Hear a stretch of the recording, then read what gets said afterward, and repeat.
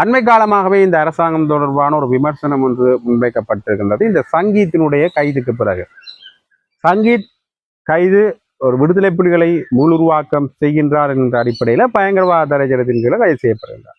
கைது செய்யப்பட்ட பிறகு அவர் பிணையிலே விடுதலை செய்யப்படுகின்றார். பிணையில விடுதலை செய்த பிறகு அதை தேசிய மக்கள் சக்தி தான் விடுதலை செய்தது என்கின்ற ஒரு நிலைப்பாட்டை உருவாக்கினார். சரி, எது எவ்வாறாக இருந்தாலும் கூட அது அவருடைய நிலைப்பாடு, தனிப்பட்ட விடயங்கள் சார்ந்த பிரச்சனைகள். ஆனால் இந்த கைது நடவடிக்கை நடந்த பிறகு முன்னைய காலகட்டங்களில் இவர்களுடைய உள்ளூராட்சி சபை தேர்தல் பிரச்சாரங்களின் போது எந்த மாதிரியான ஒரு பிரச்சார நடவடிக்கை அவர்கள் மேற்கொண்டார்கள் என்றால், விடுதலை புலிகள் அமைப்பினரை பயன்படுத்தி தலைவருக்கு சிலை அமைப்போம், அவருடைய அம்மா அப்பாவுக்கு மண்டபம் கட்டுவோம் என்ற அடிப்படையிலான ஒரு தேர்தல் பிரச்சாரம். அது ஒரு காணொலி காட்சியாகவும் வந்திருக்கு. அந்த காணொலி தேசிய மக்கள் சக்தியினுடைய ஒரு இலச்சனை பொருந்திய, அவர்களுடைய பெயர் பொருந்திய ஒரு காணொலியாக தான் இருந்தது. அதை அவர்கள் உள்ளூராட்சி சபை தேர்தல் பிரச்சாரத்துக்காக பயன்படுத்துகிறார். இது சம்பந்தமாக அமைச்சர் சந்திரசேகரம் அவர்கள்ட்ட கேட்டபோது அவர் சொல்றார், இல்லை, இதை இந்த காணொலிக்கு மேலே சம்பந்தம் இல்லை, இதை தெரியாது என்று சொல்றார். எப்படி ஒரு குறிப்பிட்ட லோகோ அவர்களுடைய இது எல்லாத்தையும் பயன்படுத்தி காணொலி வருது, அது தங்கிட இல்லைன்னா அது வேறு நடவடிக்கையும் எடுக்கல. இதுவரைக்கும் அதுல பயங்கரவாத தடைச்சட்டம் பாய்ந்திருக்க வேணும், ஆனால் பாய இல்லை. ஏன்? அது அவர்களுடைய தேர்தல் பிரச்சாரம் என்ற அடிப்படையில். ஆனால் இப்பொழுது சங்கீத் போன்ற சில இளைஞர்களுடைய இந்த விடயத்துல ஒரு தேசிய மக்கள் சக்தி அரசாங்கத்திலேயே ஒரு பயங்கரவாத தடைச்சட்டம் ஒன்று பாயுது. இப்ப இவருக்கு ஏன் பாஞ்ச என்ற நிலைப்பாட்டை கேட்கல, ஏன் அங்க இந்த விடயங்கள் பேசப்படவில்லை, அந்த காணொலிக்கான நடவடிக்கை எடுக்கப்படவில்லை என்ற ஒரு கேள்வி ஒன்று எழுகின்றது. ஆகவே ஏதோ ஒரு வகையில இந்த தேசிய மக்கள் சக்தி முன்னே அரசாங்கத்தில் ஒரு நிலைப்பாடுல தான் செயல்படுகின்றதா என்ற ஒரு பிரச்சனை. அது மட்டும் இல்லாமல் இவர்கள் சம்பந்தமான விடயத்துல ஒரு விமர்சனம் ஒன்று இருக்கிறது. இவர்களுடைய தேர்தல் பிரச்சாரங்கள் வடக்கு கிழக்கை மையப்படுத்தியதாக ஒரு மாதிரி அவருடைய தேர்தல் அறிக்கையில கூட இங்க சிங்கள பிரதேசங்கள்ல தென்னிலங்கை பிரதேசத்துல ஒரு மாதிரி, இங்க தமிழ் தேசியம் தான் நிலைப்பாடுகளை முன்வைச்சுட்டு அங்க வேறு நிலைப்பாடுகள் என்ற ஒரு அடிப்படையில தான் இருந்ததாக பல விமர்சனங்களும் முன்வைக்கப்படுகின்றன. ஆகவே இதே மாதிரி தான் இப்போ ஒரு சம்பவம் நடந்திருக்கின்றது. குட்டிமணி தங்கதுரை அவர்களுக்கு சிலை வைப்பது தொடர்பாக வல்வெட்டித்துறை நகர சபையில ஒரு பேசுபொருள் உருவாகுது. அது சம்பந்தமான விடயங்கள் பேசப்படுது. ஆனால் அதுக்கு பிறகு அடுத்த கட்ட நகர்வுகள் என்ன மாதிரி அமைது என்று பார்த்தீங்கன்னா, அந்த விடயம் சம்பந்தமாக பேசினவர்கள், அது சம்பந்தமாக நடவடிக்கை எடுக்கப்படும் என்று சொன்னவர்கள் அவர் விசாரணைக்கு அழைக்கப்படுகின்றார். கைதல்ல, விசாரணைக்கு அழைக்கப்படுகின்றார். ஆக இங்கேயும் மீண்டும் அந்த சங்கீதத்தினுடைய நிலைப்பாடு தான் வெளிப்படுத்தப்படுகின்றது. அவர்கள் இப்படியான விடயங்கள் செஞ்சுட்டு இப்பொழுது சில விஷயங்களை நாங்கள் முன்னெடுக்க ஒரு சிக்கல் நிலைமைக்குள்ள கொண்டு வரதை பார்க்கக்கூடிய மாதிரி இருக்கிறது. பயங்கரவாத தடைச்சட்டம் சம்பந்தமான விடயங்களை ஒழிப்போம் என்று கூறி வந்திருந்தார்கள். ஆனால் இன்னுமே இந்த பயங்கரவாத தடைச்சட்டம் சம்பந்தமான விடயங்களை ஒழிக்கல, அதை சில விடயங்கள்ல இவர்கள் பயன்படுத்தி கொண்டிருக்கின்றார்கள் என்ற விமர்சனமும் பலவாறாக முன்வைக்கப்படுறதை காணக்கூடிய மாதிரி இருக்கிறது.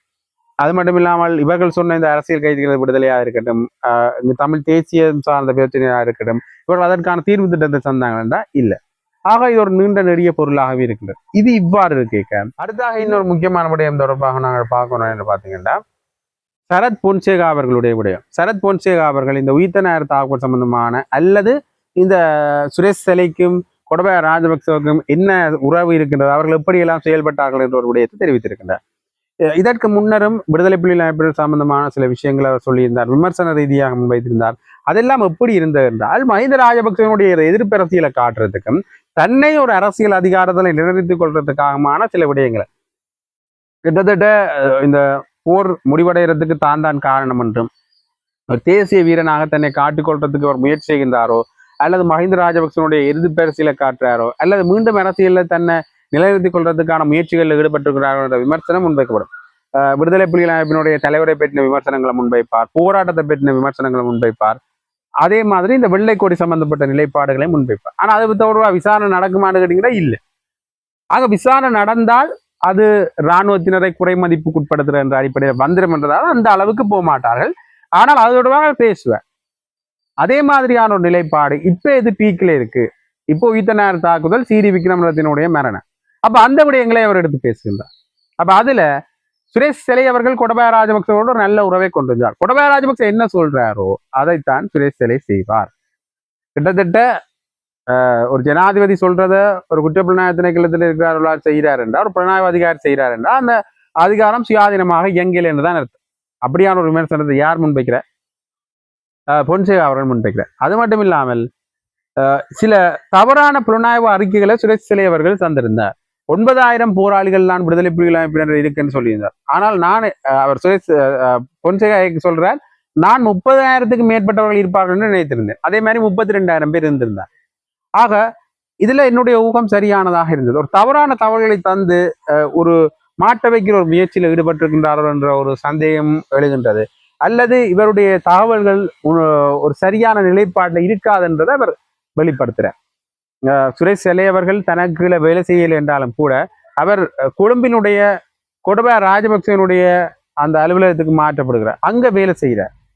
கிட்டத்தட்ட கொடபா ராஜபக்சனுடைய ஒரு வேலையாளராகத்தான் இருக்கிறார். அவர் என்ன சொல்றாரோ அதை செய்வார் என்ற ஒரு நிலைப்பாடுல தான் இருக்கிறார். இப்படியாக சுரேஷ் செலை கொடபா ராஜபக்சவுக்கு தான் வேலை செய்தார் என்ற ஒரு விடயத்தை தெளிவாக அவர் சொல்லியிருக்கார். கிட்டத்தட்ட உயிர்த்த நேர தாக்குதல் சம்பந்தமான விடயத்தில் சுரேஷ் செலை கைது செய்யப்பட்ட அப்புறம் கொடபா ராஜபக்சனுடைய பேர் தான் அடிபடுது.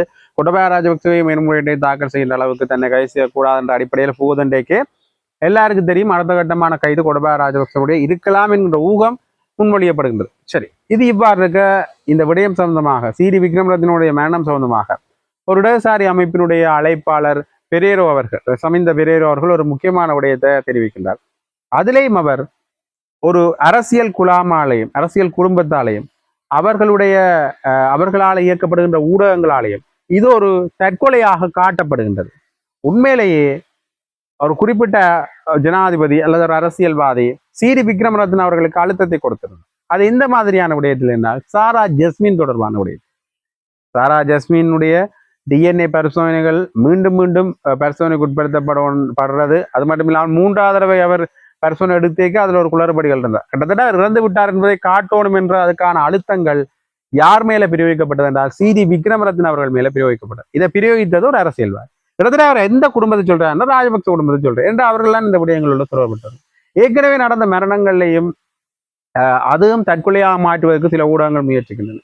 இப்படியாக மர்மமாக நடக்கிற மரணங்கள் எல்லாத்தையும் தற்கொலையாக மாற்றுவதற்கு முயற்சி செய்கின்றன என்றால் ஏதோ ஒரு அரசியல்வாதிகளுக்காக வேலை செய்து கொண்டிருக்கிறார்கள். ஆகவே அது ராஜபக்ச குழாமினர் என்ற அடிப்படையில தான் என்ன தோன்றுகின்றது. அதே மாதிரி இந்த கொடபா ராஜபக்ச சம்பந்தமான விடயத்திலையும் பெரிய அளவிலான பேசுபொருள்கள் இருக்கின்றன. அது குறிப்பாக இந்த சாரா ஜஸ்மினை எதற்கு அவர் இறந்ததாக காட்டுவதற்கான அழுத்தங்களை கொடுத்தார். அப்படியான ஒரு வாக்குமூலத்தை கொடுத்தா அப்புறம் சிடி விக்ரமரத்ன எதற்காக மரணிக்கணும். இந்த மரணங்கள்ல பின்னணியிலேயும் ஒரு சிக்கல் நிலைமைகள் இருக்கிறது.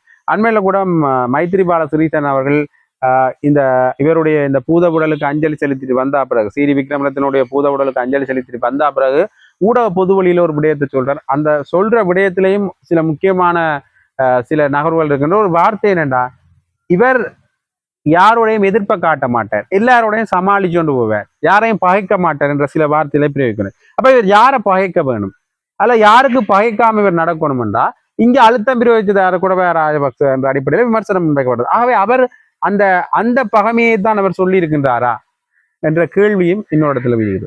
உயிர்த்த நேர தாக்குதல் சம்பந்தமான சில பேருடைய அந்த விடயங்கள், அதாவது அவருடைய வாக்குமூலங்கள் சம்பந்தமான விடயங்கள் நடந்து கொண்டு கேட்க, சில கைதுகள் நிகழ்ந்து கொண்டு கேட்க, இப்படியான மரணங்களை நிகழ்றது ஒரு மர்மத்தை உருவாக்கியிருக்கு.